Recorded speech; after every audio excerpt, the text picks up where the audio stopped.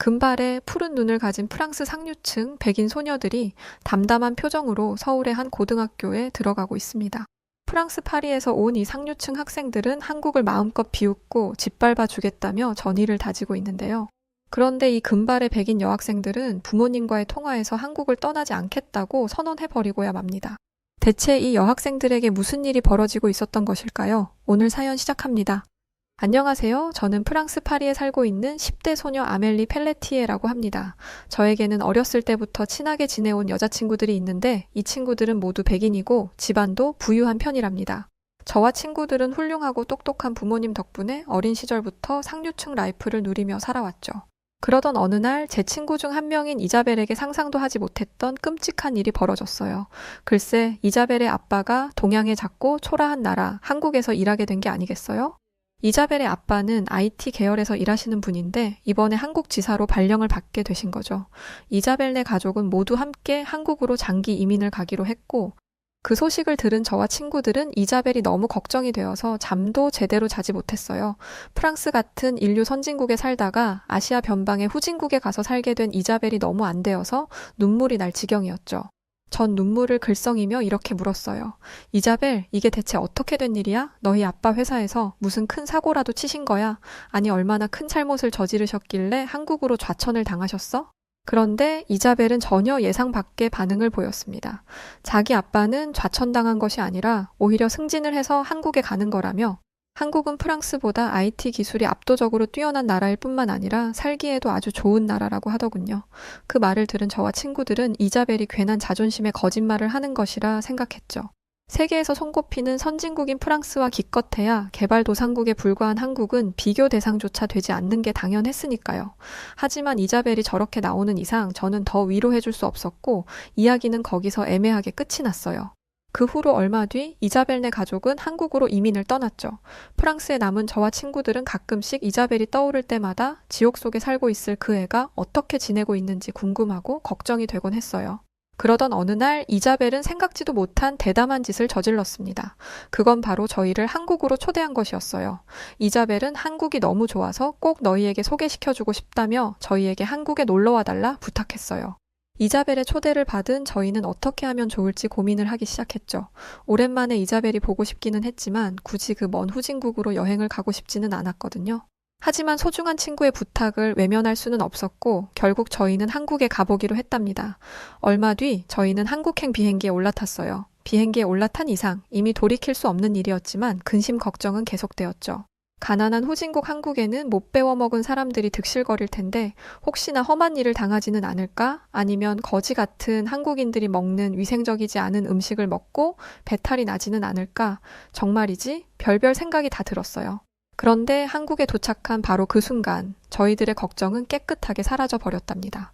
우선 저희는 이자벨이 다니고 있는 국제고등학교에 가기 위해 KTX에 탑승하기로 했는데 한국의 KTX는 후진국의 교통수단이라고 하기에는 지나치게 쾌적하더군요. 프랑스에도 떼제베라는 초고속 열차가 있기는 하지만 솔직하게 말해 KTX가 갖춘 시설들의 수준이 훨씬 좋아서 당황스러울 지경이었죠. 먼저 KTX는 탑승하는 순간 그 어떤 악취도 나지 않았어요. 보통 프랑스에서는 이런 대중교통시설에 탑승하면 특유의 꿉꿉하고 찌든 냄새가 나기 마련이거든요. 그런데 KTX는 밀폐된 공간에 사람들이 꽉 차 있음에도 불구하고 상쾌한 공기와 쾌적한 온도가 유지되고 있더군요. 어떻게 된 일인지 KTX 내부를 둘러보니 놀랍게도 객실에 최신식 공기청정기가 다량으로 설치되어 있는 것이 보였어요. 이 정도 되는 고가의 시설을 유지하려면 비용이 엄청나게 많이 들 텐데 한국이 이렇게나 여유로운 국가였나? 제가 이런 생각을 하고 있을 때 친구가 저기를 좀 보라며 경악한 표정을 하고는 제 어깨를 툭툭 치더군요. 저는 대체 왜 그러냐며 친구가 가리킨 곳을 바라보았죠. 그리고는 이내 친구와 마찬가지로 경악한 표정을 짓게 되었답니다. 그곳에는 주인 없는 캐리어들이 줄지어 늘어서 있었어요. 저는 혹시 누군가 그것들을 훔쳐갈까 싶어 주변을 경계하며 두리번거렸는데 한국인들은 태평하게 자리에 앉아서 자신의 짐은 신경도 쓰지 않고 있더군요. 그리고 놀랍게도 그 누구도 도둑질을 하지 않았어요. 아니 도둑질은커녕 다른 사람의 캐리어에 관심조차 갖지 않더군요. 그것은 정말 충격적인 일이었죠. 아무리 선진국인 우리 프랑스라고 해도 소매치기는 일상처럼 벌어지는 일이거든요. 그런데 한국인들이 이렇게나 정직하고 편안하게 소매치기 걱정 없이 살아가고 있다니요? 이 순간 저는 한국인들의 훌륭한 인품에 놀라지 않을 수 없었죠. 하지만 놀라움은 여기서 끝나지 않았습니다. 잠시 후 KTX에서 하차한 저희는 인프라가 잘 구축되어 있는 한국의 기차역에 또 놀랄 수밖에 없었죠. 프랑스의 기차역은 역사가 오래된 만큼 시설이 낙후되어 있는 곳이 굉장히 많습니다. 엘리베이터는커녕 에스컬레이터도 기대할 수 없죠. 그래서 무릎이 아픈 노인들은 프랑스의 지하 교통시설을 이용하기 어려운 것이 안타까운 현실입니다. 왜냐하면 노인들이 끝도 없이 이어진 계단을 이용하는 것은 불가능한 일이니까요. 반면에 한국의 기차역은 열차에서 내리는 순간 에스컬레이터가 보이는 것은 기본이었고 조금만 걸으면 엘리베이터도 탑승할 수 있더군요. 저는 이런 편리한 인프라들을 보며 한국이 어쩌면 프랑스만큼 잘 사는 국가일지도 모른다고 생각하며 애써 표정 관리를 했답니다. 아직은 한국이 후진국이 아니라는 것을 인정하고 싶지는 않았거든요. 그리고 얼마 못 가서 저는 한국의 미흡한 점을 포착해냈죠. 이자벨이 다니는 한국 고등학교 입구에 도착해보니 글쎄 학교의 보안을 담당하는 보안 요원이 보이지 않는 게 아니겠어요? 프랑스에서는 혹시 모를 사고를 대비해 보안 요원이 학교에 상주하며 학생들을 지켜주는데 역시나 한국은 후진국이라 학생들의 안전을 생각해주지 않는 것인지 보안 요원이 보이지 않더군요. 저와 친구들은 가뜩이나 후진국 한국의 치안에 대해 불안해하고 있는 상태였는데 보안 요원까지 보이지 않자 급격하게 두려워지기 시작했어요. 당장이라도 누군가 달려와 저희를 덮칠 것만 같아 식은땀이 다 날 지경이었죠. 그때였어요. 누군가 제 등을 와락 껴안았고 깜짝 놀란 저는 비명을 질렀죠. 그런데 괴성을 질러대는 저를 보며 친구들이 깔깔거리고 웃기 시작하더군요.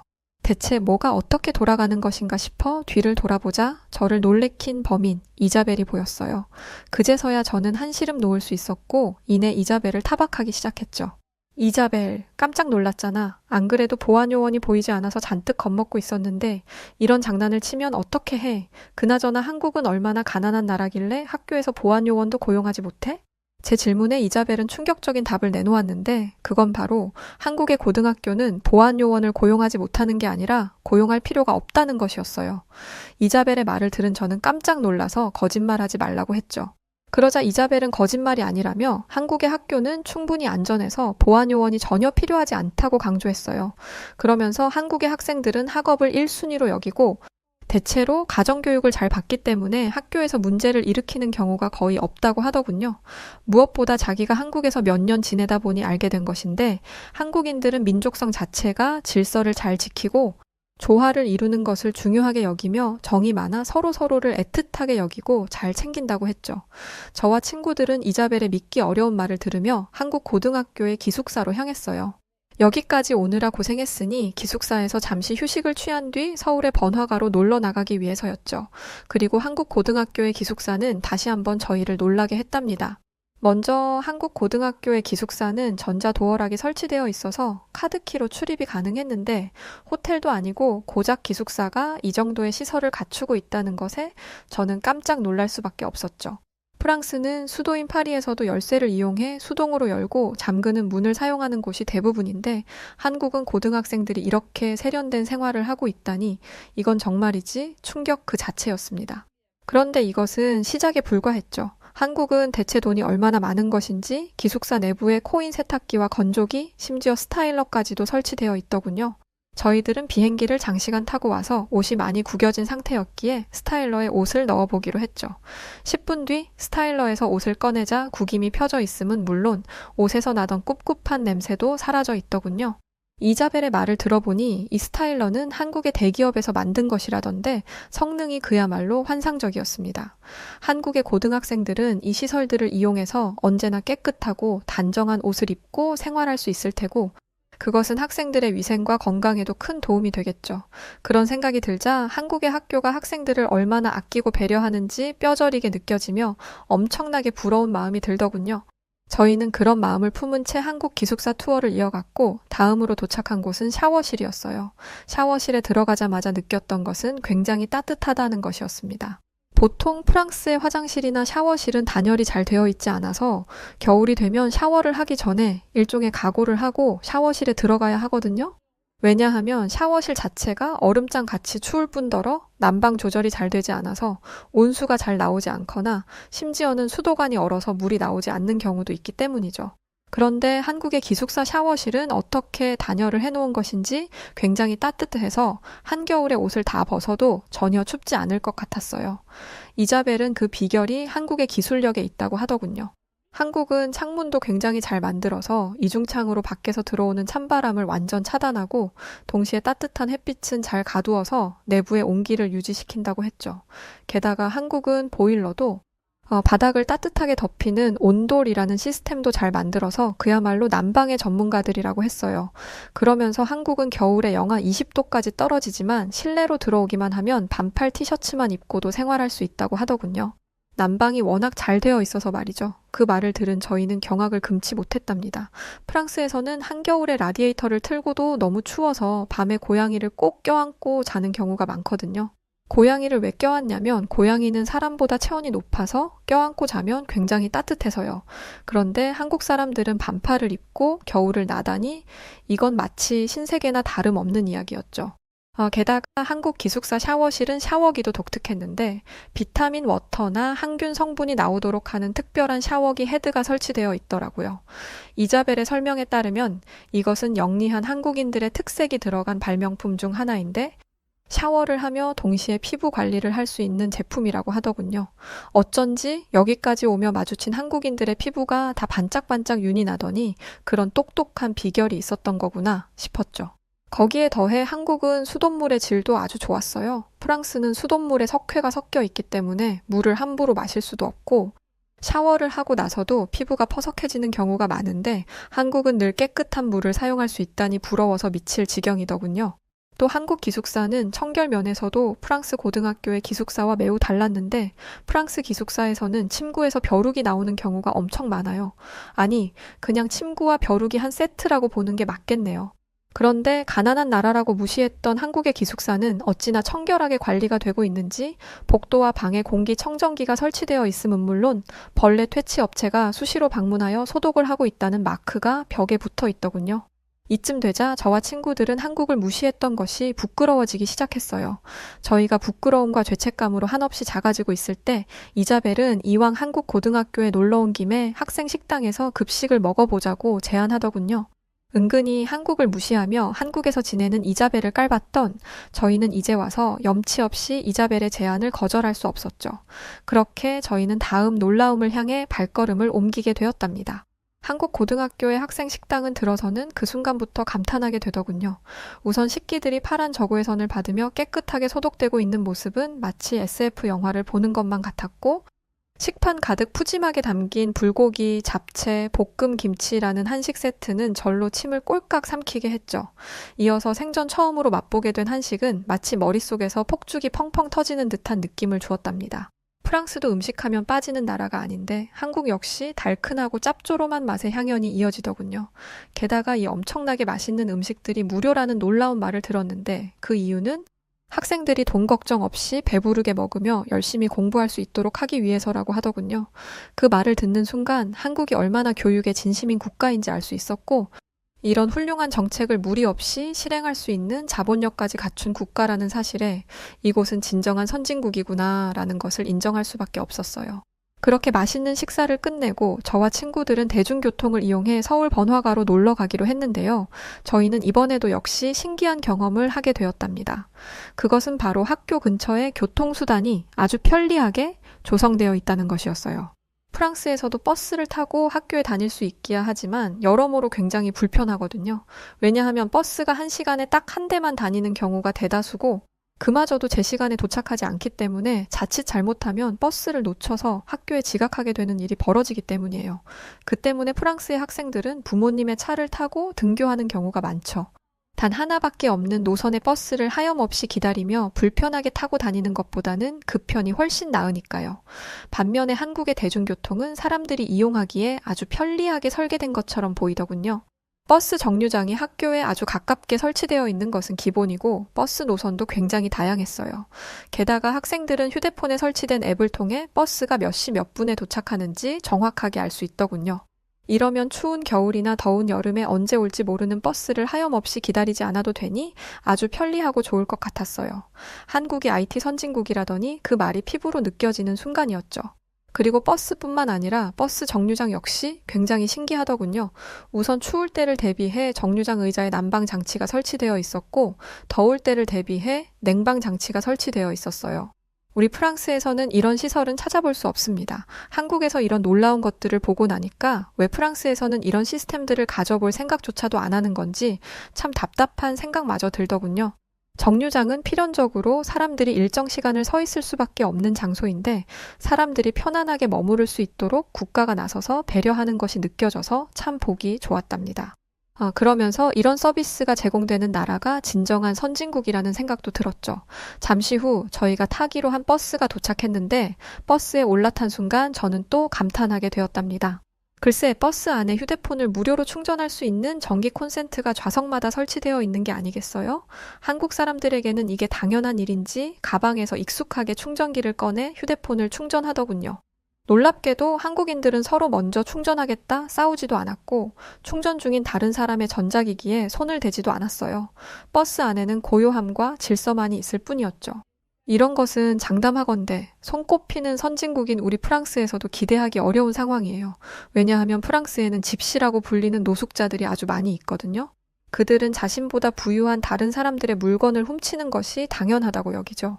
그리고 집시들이 워낙 소매치기를 많이 하다 보니 프랑스 경찰들은 집시들을 적극적으로 잡지 않아요. 그렇기 때문에 프랑스의 공공장소에서는 이렇게 높은 시민의식을 기대하기 어렵죠. 저와 친구들은 정직하고 훌륭한 성품을 가진 한국인들을 보며 과거에 이들을 무시했던 우리 스스로를 통렬하게 반성했답니다. 그렇게 저희가 무거운 마음을 갖게 된 사이 어느새 버스는 서울의 번화가에 도착했어요. 그런데 서울의 길거리는 놀라울 정도로 안전하더군요. 꽤나 늦은 저녁 시간이었는데도 불구하고 사람들은 아무 걱정 없는 얼굴로 거리를 자유롭게 걷고 있었고 길거리 버스킹을 하거나 댄스 공연을 하는 사람들도 덜어 있었어요. 한국 사람들은 너무나 편안한 얼굴로 밤거리를 누비며 즐기고 있었는데 프랑스에서 평생을 살아온 저희에게 이 광경은 정말이지 낯설고 놀라운 것이었습니다. 무엇보다 놀라웠던 것은 요란한 문신을 하고 시민들을 위협하는 범죄 조직원들이 보이지 않았다는 것인데 프랑스에는 일정한 구역을 차지하고 뻔뻔하게도 통행세를 걷는 범죄 조직들이 있어요. 그래서 그 구역을 아무 탈 없이 지나가고 싶으면 통행료를 내야 하죠. 그 때문에 프랑스인들은 밤에 혼자 길거리를 다니는 것을 매우 꺼려해요. 특히 여자가 밤거리를 혼자 다니는 것은 굉장히 위험한 일이에요. 심지어 프랑스에는 저녁 6시가 넘어가면 아예 통행을 금지시키는 구역이 있을 정도죠. 그런데 한국의 밤거리는 위험하기는커녕 이곳에서는 범죄의 비읍도 연상되지 않더군요. 두려움에 움츠리지 않은 채 밤거리를 걷는 것은 생전 처음 겪는 일이라 저는 너무 행복했어요. 이렇게 자유롭고 좋은 일을 한국인들은 매일같이 당연하게 누린다니 너무 부럽더군요. 한국에 오기 전에 이자벨이 한국이 너무 살기 좋은 나라라고 했을 때 솔직히 믿지 않았었는데 그 말이 사실이었다는 것을 실감할 수 있는 순간이었어요. 이쯤 되자 저는 인정할 수밖에 없었습니다.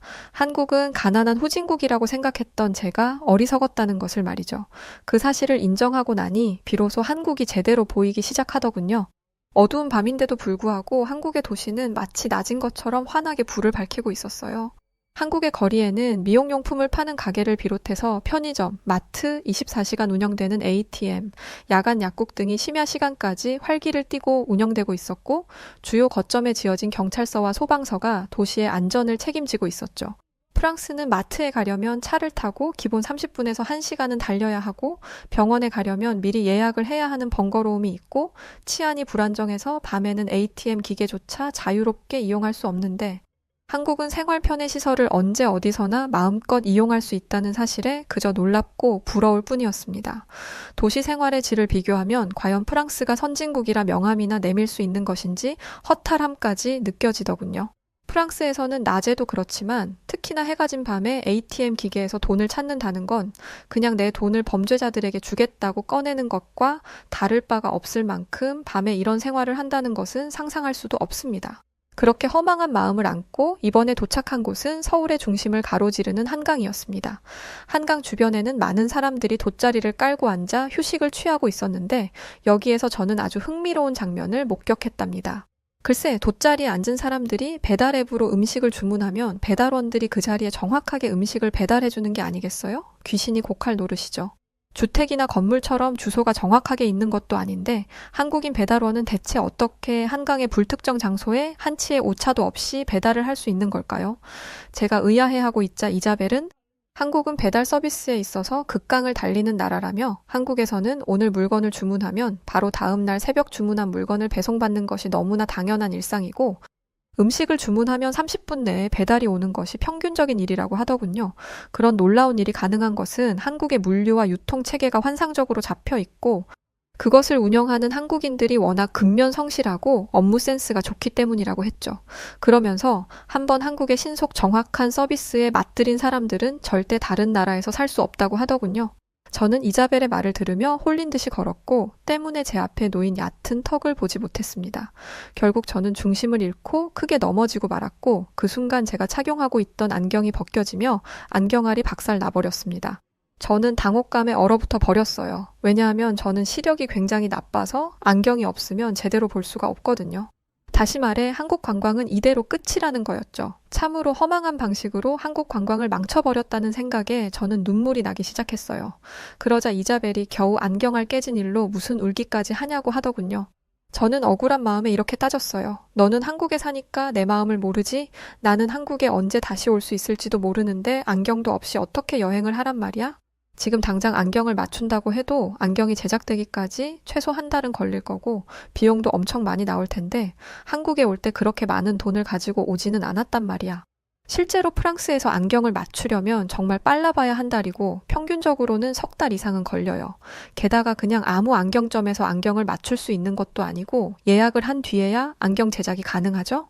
그리고 비용은 한국 돈으로 약 30만 원은 줘야지 돼요. 그렇기 때문에 저는 당장 새 안경을 구입할 엄두를 내지 못했죠.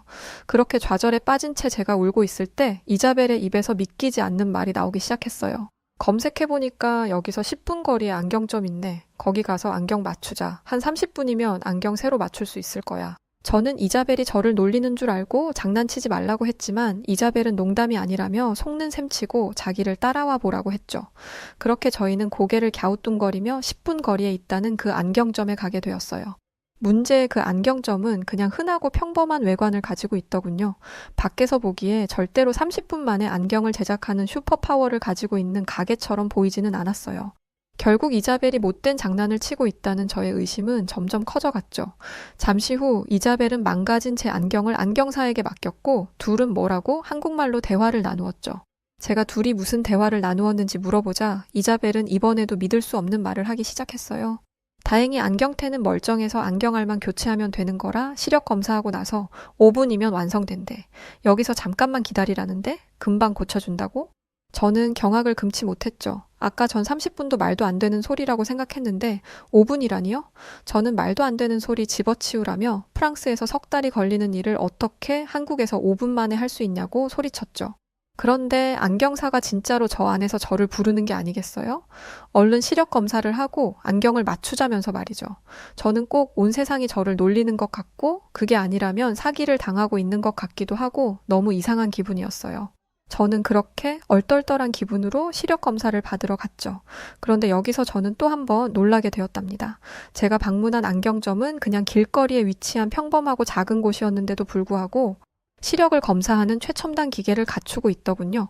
저는 프랑스에서 시력 검사를 할 때 한쪽 눈을 가리고 멀리 있는 숫자를 읽을 수 있는지 없는지로 시력을 측정했었는데 한국은 디지털 기계로 소수점까지 정확하게 시력을 측정하고 있었습니다. 그것도 큰 대학병원도 아니고 작은 안경점에서 말이죠. 그렇게 시력 검사가 끝나자 안경사는 잠시만 기다리라며 안경알을 만들러 갔고 저는 대체 지금 무슨 일이 벌어지고 있는 것인가 차마 믿기지가 않아서 어안이 벙벙한 상태로 앉아 있었습니다. 그러자 잠시 후 안경점 내부에서 슥싹슥싹 안경알을 가는 소리가 들려오더군요. 그리고 정말 5분도 되지 않아 제 손에는 새 안경이 쥐어져 있었습니다. 쾌속으로 진행된 한국의 안경 제작 속도에 저는 입이 다물어지지 않았어요. 한국에 빨리빨리 문화가 있다는 것은 알고 있었지만 이렇게까지 신속하게 일이 진행될 줄이야. 아까 전 이자벨이 했던 말 중에 한국의 서비스의 맛을 들이면 절대 다른 나라에서 살 수 없다는 것이 피부로 느껴지는 순간이었죠. 아주 작은 생활 필수품인 안경이 이 정도인데 한국의 다른 서비스들은 또 얼마나 좋을까요? 게다가 한국의 안경값은 프랑스 안경값의 10분의 1 정도밖에 되지 않았습니다. 제작 속도는 비교도 되지 않게 빠르면서 제작비 역시 비교도 되지 않게 저렴하다니 대체 한국의 정체는 뭘까요? 천국인가요? 이 순간 저와 친구들은 기절할 정도로 놀라서 서로를 바라보며 이렇게 소근거리기 시작했어요. 한국 진짜 최고인 것 같아. 안전하지, 음식 맛있지, 서비스 훌륭하지. 단점이 있기는 한 거야. 솔직히 나 프랑스 떠나서 한국에서 살고 싶어. 그렇게 저희는 한국의 매력에 완전히 빠지고 말았고, 원래는 하루만 있다가 가기로 했던 일정을 변경하여 일주일 동안 한국에서 지내다가 프랑스로 돌아가기로 했어요. 한국에서 일주일이나 더 있겠다고 하자 저희 부모님은 깜짝 놀라시며 대체 무슨 바람이 분 거냐고 하셨죠. 거기에 저는 이렇게 답했어요. 엄마, 한국의 매력에 빠지잖아? 그럼 아무도 헤어나올 수가 없어. 한국은 진짜 마성의 매력을 가진 나라였어. 나 어쩌면 이러다 정말 프랑스로 아예 돌아가지 않을지도 모르니까 찾지 마요. 농담 반, 진담 반 섞인 제 말에 친구들은 진심으로 공감하며 깔깔 웃었죠. 왜냐하면 친구들 역시 프랑스에는 없는 한국의 기술력과 경제력에 흠뻑 빠져버린 상태였으니까요. 얼마 후 프랑스로 돌아가야 하는 날이 되었을 때 저희는 모두 아쉬움에 눈물을 흘리게 되었답니다. 이렇게 유행과 기술, 그리고 문화를 선도하는 나라를 두고 모든 면에서 뒤처진 프랑스로 돌아가려니 차마 발걸음이 떨어지지 않았죠. 그러면서 한국에 살고 있는 이자벨이 너무 부러웠고 유럽이 세계 제일이라 믿었던 어리석었던 저를 반성했답니다. 그래서 저는 나중에 한국에 교환학생으로 공부하러 오기로 결심했어요. 한국에서 선진 문화를 배우며 더욱더 성장하고 싶다는 생각이 들었거든요. 저에게 더 큰 세상이 있음을 가르쳐준 한국에게 감사를 전하며 제 사연은 여기서 마치도록 하겠습니다. 네, 오늘 사연은 여기까지입니다. 아마 대체로 많은 해외 사람들이 비슷한 경험들을 하는 것 같아요. 처음엔 한국을 잘 몰라서 무시했다가 막상 와서는 깜짝 놀라게 되는 일들 말이죠.